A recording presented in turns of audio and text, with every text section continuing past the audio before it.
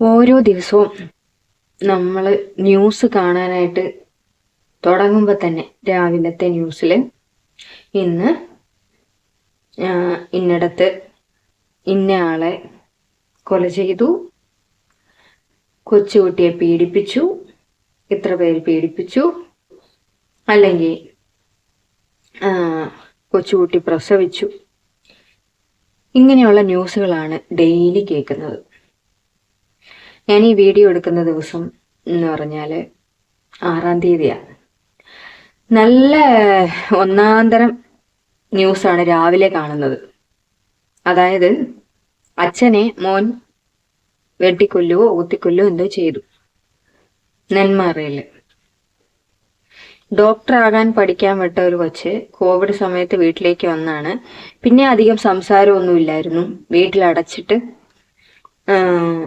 ഇരിപ്പാണ് പതിവ്. അച്ഛന് എനിക്ക് സ്വാതന്ത്ര്യം തരുന്നില്ല എന്നുള്ള ഒറ്റ കാരണം കൊണ്ടാണ് മോൻ അച്ഛനെ കൊന്നതെന്ന് പറയുന്നു.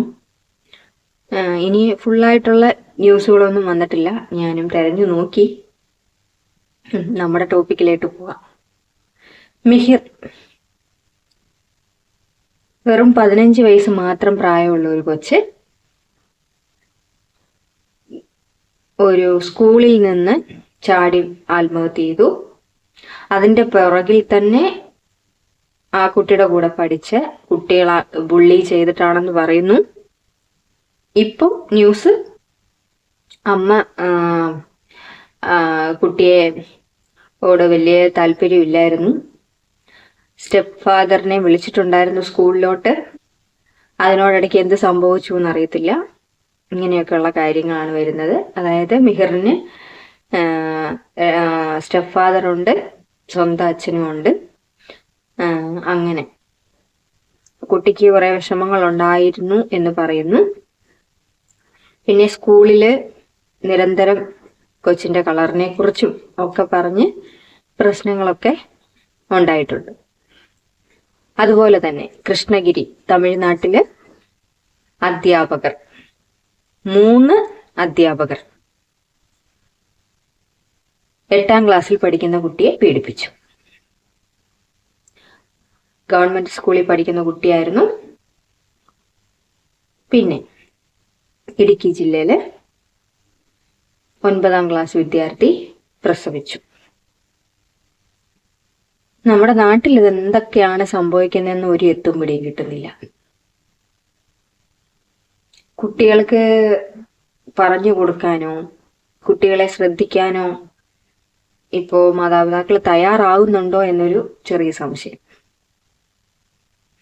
ഈ പറയുന്ന കുട്ടി, അതായത് തമിഴ്നാട്ടില് 3 അധ്യാപകർ പീഡിപ്പിച്ച കുട്ടി, 8-ാം ക്ലാസ്സിൽ പഠിക്കുന്ന കുട്ടി, ജനുവരി മുതൽ സ്കൂളിൽ പോകുന്നില്ല എന്നും പറഞ്ഞുകൊണ്ട് ഈ കഴിഞ്ഞ ഒരു 4 ദിവസം മുമ്പ് വരെ സ്കൂളിൽ പോയില്ല.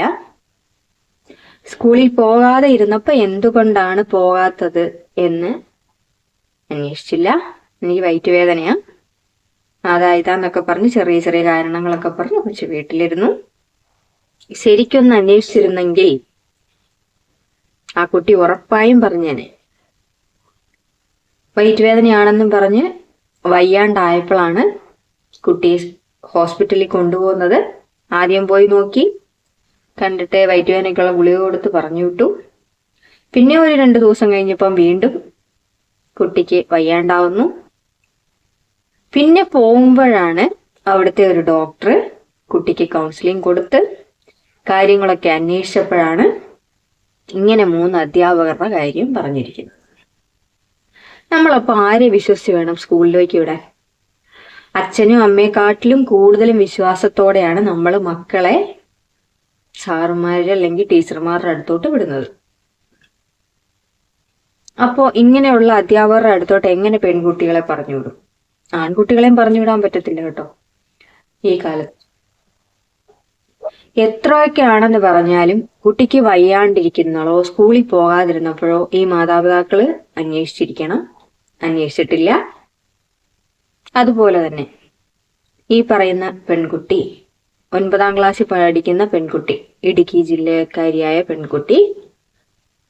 ഇതെന്ത് സംഭവിച്ചെന്ന് പോലും എനിക്കറിയില്ല എന്നാണ് പറയുന്നത്. പക്ഷെ നമ്മുടെ ന്യൂസ് ചാനലുകളിലൊക്കെ വന്നത് 8ാം ക്ലാസ്സിൽ പഠിക്കുന്ന ഒരു കുട്ടിയാണ് ഈ പ്രസവിച്ച കുഞ്ഞിന്റെ അച്ഛനെന്നാണ് പുറത്തു വന്നത്. പക്ഷെ ആ കൊച്ചിനോട് ചോദിച്ചപ്പം അറിയത്തില്ല എന്നാണ് പറയുന്നത്. പറയില്ല എന്നും പറഞ്ഞു.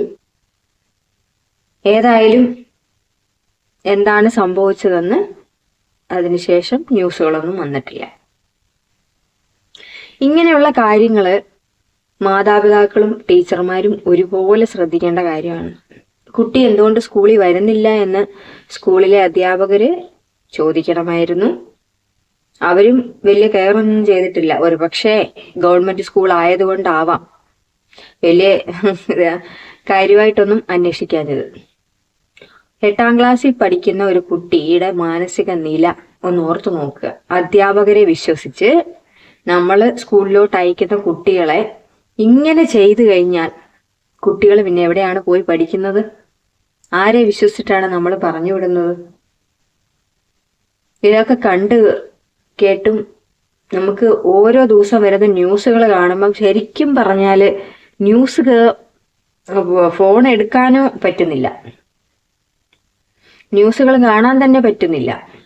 കൊല്ലും കൊലയും മാത്രമാണ് നമ്മൾ കാണുന്നത്, അല്ലെങ്കിൽ പീഡനം, അതും കൊച്ചുകുട്ടികളെ. ഈ ലോകം എങ്ങോട്ടാ പോകുന്നതെന്ന് അറിയത്തില്ല. പഠിത്തം ഭയങ്കര കൂടുതലാണ്. കേരളത്തിലാണെങ്കിലോ നമ്പർ 1 ആണെന്നാണ് പറയുന്നത് എഡ്യൂക്കേഷൻ ലെവലിൽ. മറ്റൊന്നിലും കൂടെ 1ാം നമ്പറിലായിട്ടുണ്ട്, ക്രൈമില് 1ാമതായിട്ടുണ്ട് കേരളം. അപ്പൊ നമ്മുടെ കേരളം എങ്ങോട്ടാണെന്ന് മനസ്സിലാവുന്നുണ്ടോ?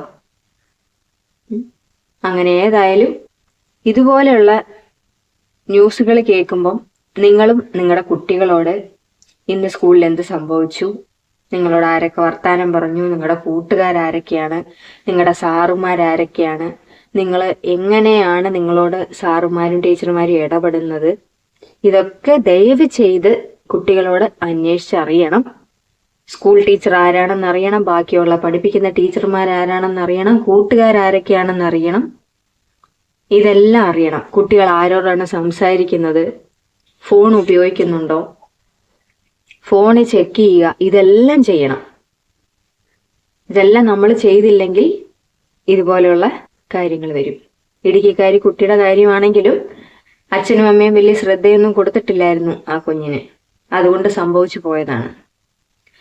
ഏതായാലും നമുക്ക് ചില കാര്യങ്ങൾ പറയാൻ ബുദ്ധിമുട്ടുള്ള കുട്ടികൾ കാണും. പക്ഷെ നമ്മൾ വരുമ്പോ തന്നെ ചോദിക്കണം, ഇന്ന് സ്കൂളിൽ എന്തൊക്കെയാ നടന്നത്, എന്നാ ഉണ്ട്, കൂട്ടുകാരൊക്കെ എന്നാ പറഞ്ഞു, ഇന്ന് എന്നെ ടീച്ചർ പഠിപ്പിച്ചേ.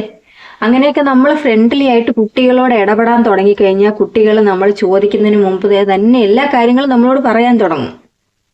അതിനുള്ള സമയം കൊടുക്കണം. അച്ഛനും അമ്മയും ജോലിക്ക് പോകുന്നവരാണ് കൂടുതലും. ഇപ്പം സമയമില്ലെന്നുള്ള കാരണം ദയവ് ചെയ്ത് പറയരുത്. അവർക്ക് വേണ്ടി സമയം കുറച്ചെങ്കിലും ഒതുക്കണം. ജോലിയും കാര്യങ്ങളൊക്കെ നിങ്ങൾ എന്തിനാണ് ചെയ്യുന്നത്? ഈ കുട്ടികൾ നാളെ ജീവിച്ചിരിക്കണമല്ലോ. ജീവനോടെ ഉണ്ടെങ്കിലല്ലേ നിങ്ങൾ ഈ ഓടുന്നതിന് വല്ല ഒരു കാര്യമുള്ളൂ. നിങ്ങളുടെ കുട്ടികൾ ജീവനോടെ ഇല്ലെങ്കിൽ പിന്നെ എന്തിനാണ് നിങ്ങൾ ഈ ഓടി പാഞ്ഞു പോയിട്ട് എന്തെടുക്കാനാ? ഒന്നും എടുക്കാനില്ല. കുട്ടികളെ നന്നായിട്ട് കെയർ ചെയ്യണം, അന്വേഷിക്കണം. നിങ്ങൾക്ക് എന്തെങ്കിലും ബുദ്ധിമുട്ടുണ്ടോ സ്കൂളിൽ, അല്ല പോകുന്ന വഴിക്ക് എന്തെങ്കിലും ബുദ്ധിമുട്ടുണ്ടോ, ഇതൊക്കെ നമ്മൾ ചോദിച്ചറിഞ്ഞാലേ നമുക്ക് നമ്മുടെ കുട്ടികളെ മനസ്സിലാക്കാൻ പറ്റുള്ളൂ.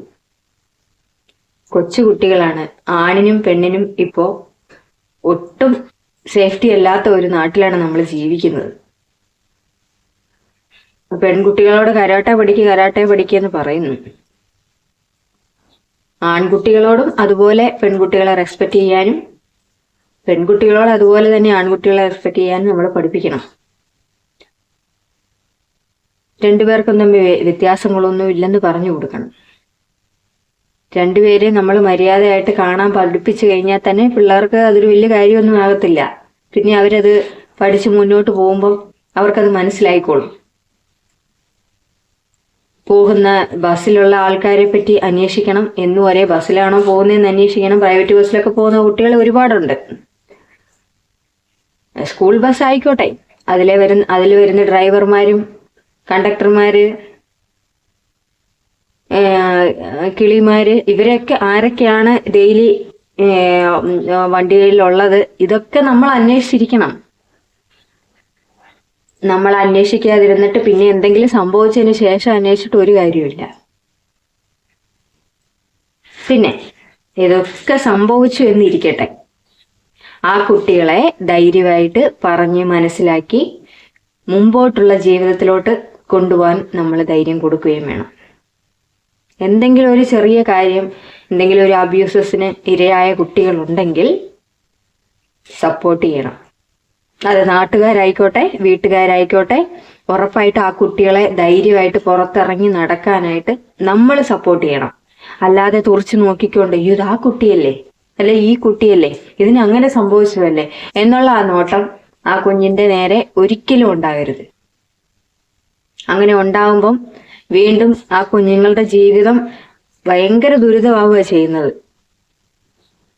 എത്രയോ കുട്ടികൾ അങ്ങനെ തരണം ചെയ്യാൻ പറ്റാതെ ഈ ലോകം വിട്ടു പോയിട്ടുണ്ട്. ആ കുഞ്ഞുങ്ങൾ അറിഞ്ഞ് സംഭവിച്ചതൊന്നും ആയിരിക്കില്ല. ഇതിന്റെ വരുംവരാഴികളൊന്നും അതുങ്ങൾക്ക് അറിയത്തില്ല. കൊച്ചു കുട്ടികളാണ്, മനസ്സിലാക്കാനുള്ള പ്രായമില്ല. വലിയ ആൾക്കാർക്ക് പോലും മനസ്സിലാക്കാൻ പറ്റുന്നില്ല, അപ്പോഴാണ് കൊച്ചു കുട്ടികൾ. അതുകൊണ്ട് ദയവ് ചെയ്ത് മാതാപിതാക്കളൊക്കെ കുട്ടികൾ എന്നും വരുമ്പം എല്ലാ കാര്യങ്ങളും ചോദിച്ചറിയുക. അതുപോലെ തന്നെ അവരുടെ ബാഗൊക്കെ ചെക്ക് ചെയ്ത് നോക്കുക.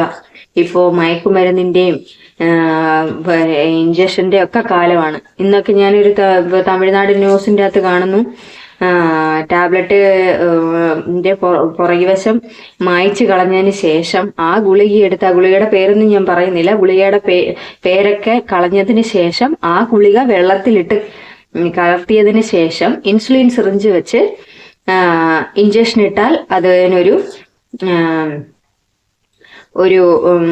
മയക്കം കിട്ടുന്നു. അതൊരു ബോധയായിട്ട് അത് ഉപയോഗിക്കുന്നു.